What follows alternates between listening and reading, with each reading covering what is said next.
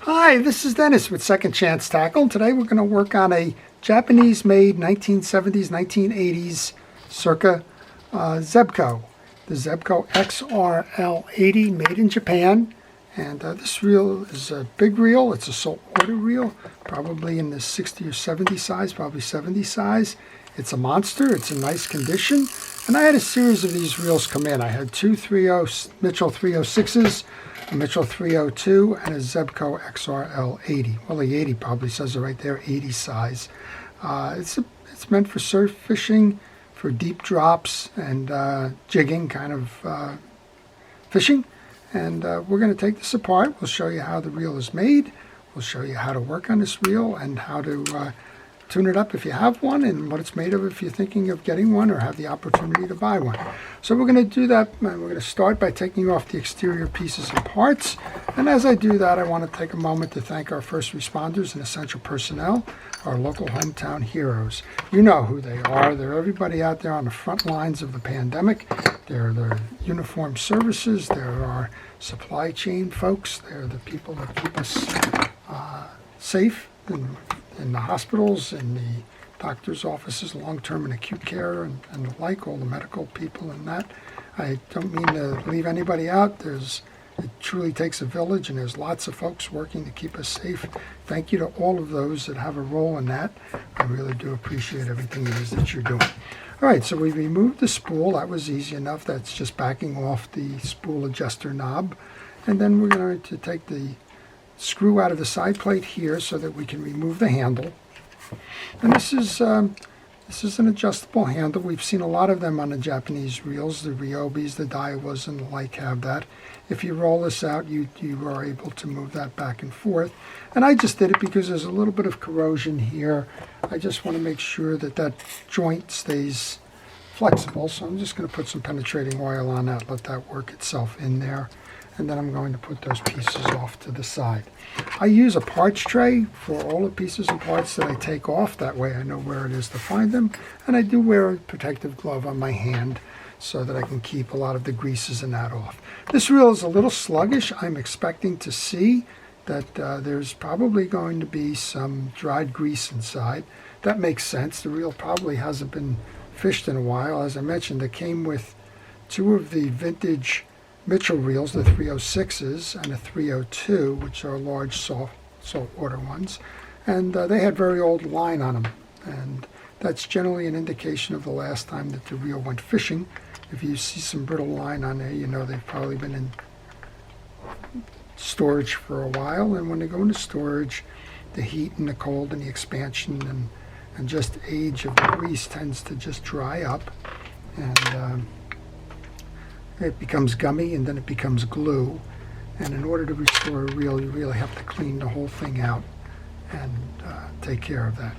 When you're working on a vintage reel, make sure that the reel works before you buy a reel. In this case, you want to test, does it work forward, does it work backwards, does the anti-reverse work, does the bail work, does the drag work. All those things are important, because parts generally are not available for these reels. So if you have a broken piece or a part in these reels, you're kind of out of luck if it's not working. So if you're going to invest the time and the effort and the money to buy one of these, then make sure all of it is working before you make an offer on it. All right, 3 side plate screws off will enable us to remove the side plate. We'll see what's going on there. We have 2 gear shims, and we have a brass bushing underneath. Nothing wrong with having a brass bushing. You could swap that out, I believe, for a bearing if you wanted to. As long as the reel is working fine, that brass bushing is going to last a long time. More modern day reels use a plastic or a Teflon bushing, try to save a couple of pennies. Well, these are much more effective than that, and if you have them, don't let it scare you. And again, you might want to replace that with a bearing if you wanted to hot rod the reel, but you don't have to. All right. I'm going to make sure that the anti-reverse is off now, because I'm not certain. Yeah, there's a kind of an anti-reverse dog that's working off of this up here, and you want to make sure that when you're taking the pieces and parts off, you don't interfere with that. So back that to the off position, and next up would be to remove the crosswind blocks or the screw so that we can get to the axle shaft. Now these screws are coming out pretty easy. If you were having some difficulty getting that out, don't force it. Go ahead and use a penetrating oil. Let it soak in and get to the threads there, and that will help you. Okay, so once you've taken the screw out, go ahead and pull up on the axle shaft. That'll remove that. Check the axle shaft. This one's dry. Wipe it down. Make sure that there's no residual greases or anything that's tied up in there. And then we can put that into the parts tray. And now I want to take the rotor off. I'm going to do that with a 12mm deep socket. You can't use a wrench in this situation because that lip is too high, so use a deep socket. This one happens to be a Mitchell tool, but it doesn't matter. Go use any deep socket. Once you remove that, you should be able to pull up on that rotor assembly. And when I have that rotor assembly, what I want to do now is I want to just give a good dose of penetrating oil to the seams of the bail and to this little trip lever down here. Now you don't have to remove a bail as part of a general maintenance. If you have a problem with the bail, if it's sluggish, if it's not working, if you have a broken spring, of course you want to take the bail apart. But for a general service, you don't need to do that. And just spray it down, work it in, make sure all the pieces and parts are working. We're going to set it all the way over here and come underneath, trip the lever. It fires nicely, so there's nothing to do there. I'm going to let that sit for a moment, and we'll come back and we'll oil it before we reinstall. That penetrating oil also helps to clean the bowl, so go ahead and take a moment to clean out any debris that might be in there as well, and then you can set that aside. All right, we're over here now. We've removed the axle shaft. We should be able to remove the main gear now. It's a big main gear, so there's a good chance that it's a relatively high-speed reel for a large reel. That should just pull out, which it does, and we can see that we've got some dirt and grease on the back here.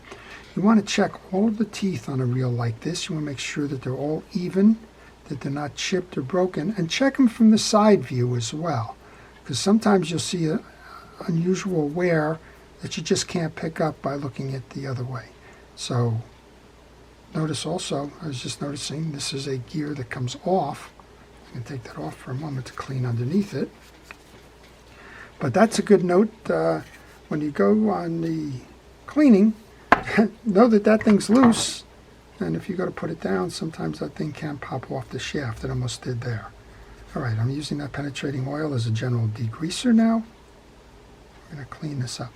So if you like these kinds of videos, if you're into the hobby of reel repair, if you have a reel that you're working on and just like to know more, or if you're just curious about how fishing reels are made and how to service them, then I'd ask you to subscribe to my channel.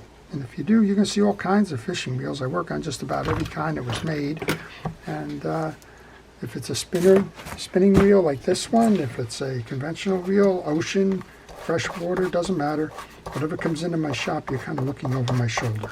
So if you hit that subscribe button, you'll see that on the reel, and you'll be able to make a determination as to whether that's something that interests you and it's something you want to watch.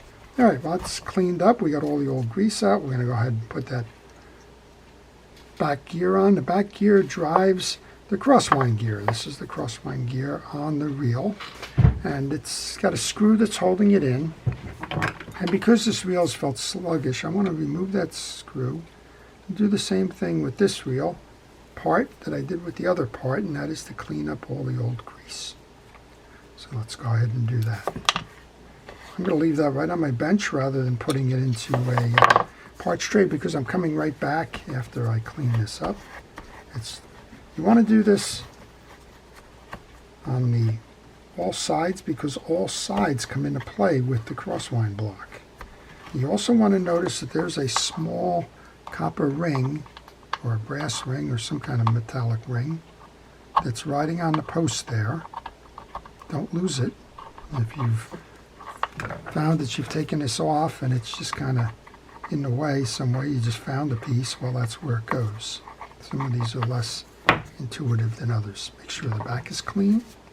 And then this piece, the Oscillation Gear or the Crosswind Gear, depending on what the manufacturer calls it, gets grease everywhere. It gets grease on the back because it slides along that back case. It gets grease on the teeth because that's what's driving from that little gear in the back of the main gear there. And it gets grease on the front, which is where the crosswind block is going to ride. So get a good coating of grease throughout that. This is that little metal piece that I was talking about, and I was saying how easy it comes off. Well, it just came off. All right, put that back on. Put the screw back in, and that's a good place to just leave that piece. Then we'll go up top. We'll service the top part of this reel. Okay, finish tightening up that screw. Then you're going to circle it. You want to make sure that you've got it properly mounted. There we do. It's moving nicely. We're going to come up top now. This is the anti-reverse feature I was talking about before. You'll notice as you move it, that spring pulls it into that ratchet there. So you want to back that off so that it doesn't get in the way when you're working on the other parts of the reel. There's just a little bit of grease, and I'm using a cotton swab to clean that grease out of here. Again, another piece you don't need to remove. You do not need to remove the override throw arm here. If you like, if you find that it's a little sluggish, go ahead and just put a little bit of oil onto the two places where it mounts through the case. That'll be plenty. Same thing here with the anti-reverse dog. You don't need to do anything if it's working fine. Just take a picture here as well. Sometimes folks will take these off just because they think they need to take everything off. Notice that it's not an intuitive place where the back arm of this spring rests. It's just resting in the seam of the case here. And if it's resting in the seam of the case here, it's kind of hard to find, right? So if you take the picture and you make a mental note of it, you know that if that spring came off, that's where it goes. Same thing here. It'll wrap around this screw. It's going to lodge on the back neck of that dog. Both of those have right angles. All right, we have the crosswind block out here. I'm going to clean that out, and then we'll go up top, and we'll deal with that, and then we'll deal with the spool and the drags, and this reel is going to fly. I have a sense that it's going to be a nice reel, good performer. To get up top here, there's 3 screws, and there's a stud, 2 studs. So this one's relatively easy in terms of not putting a piece on backwards. This is the bail trip ramp. If you need to take a picture, go ahead and do that. A lot of times these things are kind of universal, and you can get the ramps out of position on a spinning reel. This is not one of them. It's only going to let you put it into one way, which is a good thing. I left those 3 screws on my table here because we're going right back to them, but also because I wanted to make sure that they were all the same size and length. All right, this should just pull out now. There you go. We have another bushing here, so there are no bearings in this reel. And again, that's not a weak point of the reel. So long as the reel is maintained, those bushings will last a long, long time. You can probably find, again, you can probably find the bearing if you wanted to hot rod the reel. Bearings are in fairly standard sizes, just like the bushings are. And if you just take the sizes, I did a video on how to measure bearing sizes. It's internal diameter, external diameter, and height. And if you measure that, then you should be able to find a replacement bearing if you wanted to do that. All right, I've cleaned the dirt out of the channels. We have the click ratchet. If you took that off, notice the position of that click ratchet. The points are going counterclockwise. We're going to go ahead and put that little collar on there. I'm going to grab my grease brush and re-grease the pinion gear. I'll lay that on the table for a moment as I clean that little bit of dirt in the case itself. So if you have any questions on fishing reels, this reel or any reel in particular, then if you leave them in the comments section, I will try to get back to you with an answer for your questions. I'm going to get some grease onto here. I know there's a phone number on the business card that follows. If you call on the phone number that's there, you're less likely to get an immediate answer. Most of the time I'm in my shop working on reels or doing videos, and when I'm in the shop, the phone is not here. So I would just ask you, if you have something that you'd like to know more about, just leave it as a question in the comment section. It's much better and much easier to get a response that way. Well, I'm just using a pick here just to clean some of that hardened grease off the back of the case. That doesn't get anywhere, but you know, if you're going to work on the reel, you might as well take the time to clean it up completely. This whole video is probably going to last about 15, maybe 20 minutes. There's no sense trying to save 1 minute out of your day if you're doing the service on it by skipping over a general cleaning. All right, that takes care of that. Now we can go reinstall. I'm going to get one more shot of grease below here. That's where it's going to ride in the internal portion of the case. And then we can go put that back on. Seat the bushing. Grab the ramp. Now again, they've got studs here, so that makes that a little bit easier. And then we know those 3 screws are the same size, so any which way is okay.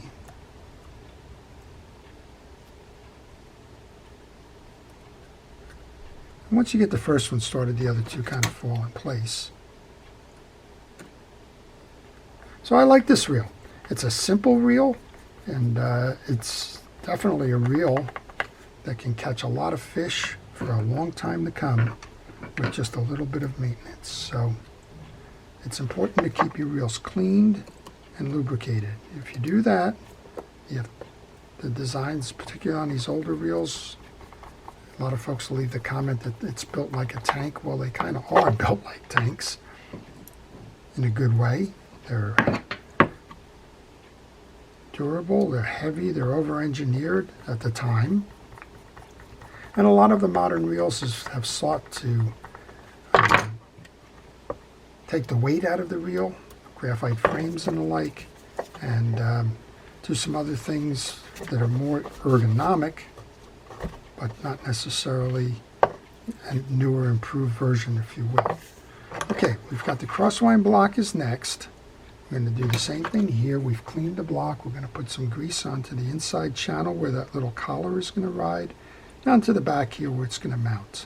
The rest of it is in material in terms of how that needs to be greased. If you didn't take a picture, you should go back and consult it. There's a ramp. You want to know the orientation. It's easy enough to flip this upside down. And there's a ramp where this piece rides on. Back here you can get a little bit of grease on that. Back to our main gear then. We're going to put the same grease there. I'm using a fishing reel grease, and I recommend that you only use fishing reel grease for fishing reels. We kind of have a laugh about it from time to time. Folks say, can I use automotive greases and the like? I said, well, would you use a fishing reel grease on your automobile? And most of the time they get it right away, right? No, I wouldn't. Well, then why would you use an automotive grease on a fishing reel, right? So, all right, well, we've got a good amount of grease on the back, which is going to drive the oscillation gear, on the teeth, which are going to merge with the pinion gear. That can go get reinserted now. I'll come over and we'll put the rotor back on. There's a small shim washer which belongs on the pinion over that bearing. And the rotor can go next. And our rotor nut. So these reels came in. They're in need of a service. And if you have a reel that needs service that maybe you're not interested in doing yourself, or don't have the time to do, or maybe just aren't mechanically inclined, well, I do provide service by mail, and if you contact me on email on the business card that follows, I'll be happy to provide you with that information as well. All right, this has got a flat side to it. The flat side faces front when you go to load the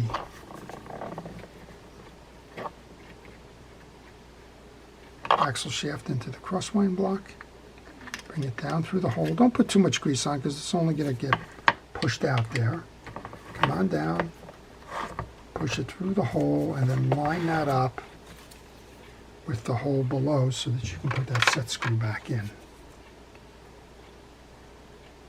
Of all things, I didn't clean the top of the set screw. How do you like that?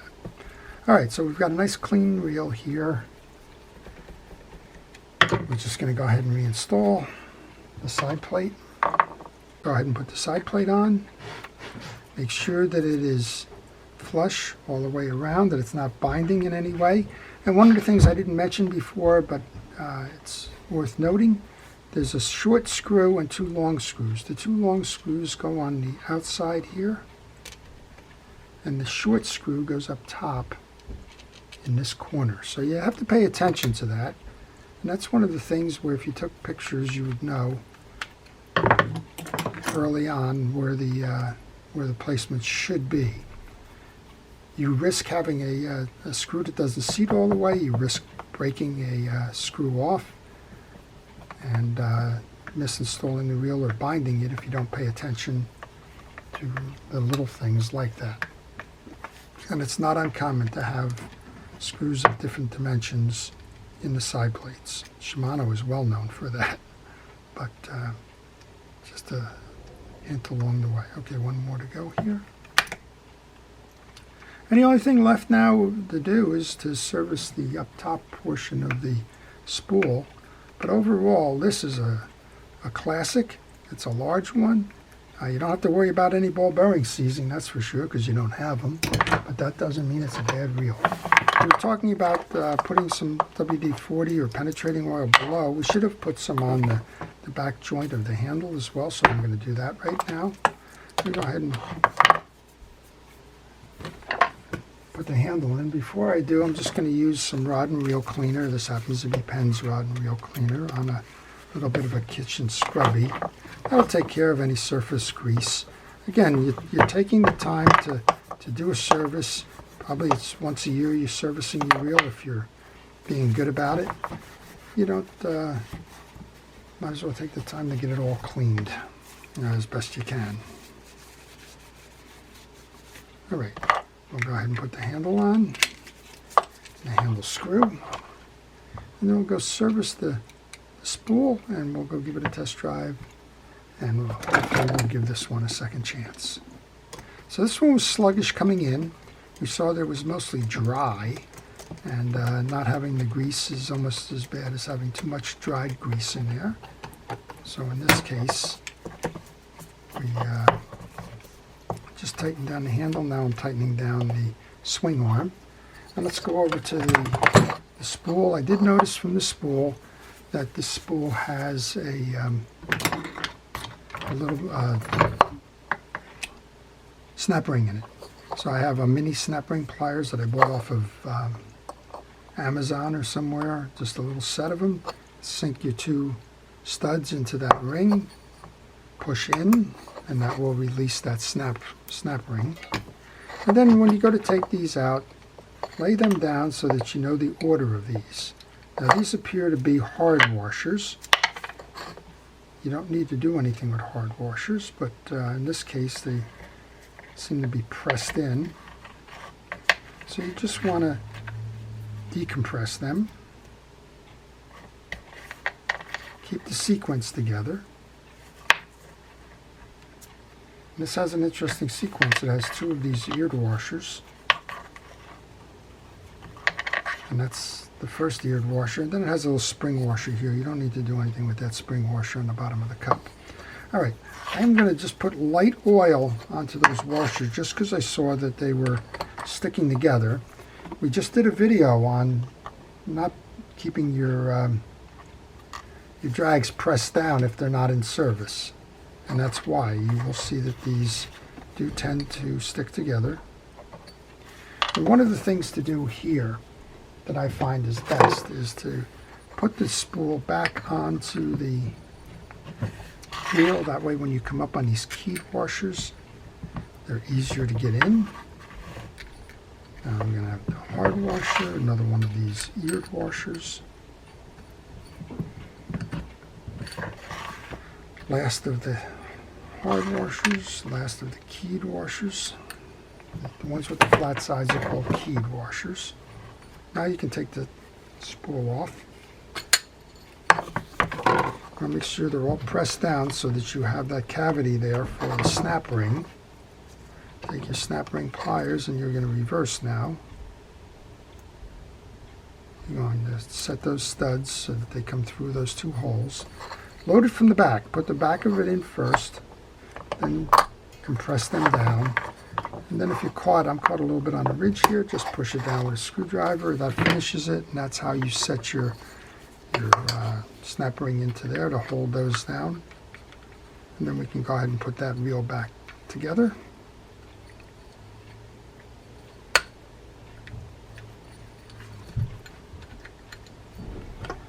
Put our star adjuster on.